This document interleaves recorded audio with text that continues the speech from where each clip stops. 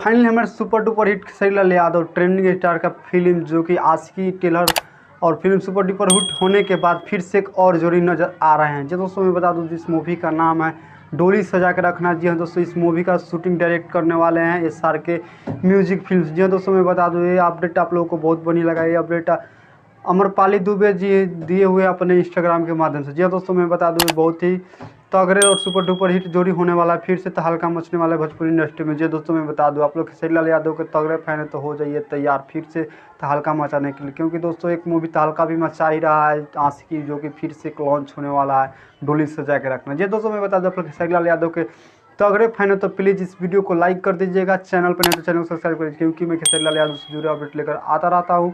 तो मिलते हैं एक नेक्स्ट वीडियो के बाद, तब तक ले बाय बाय।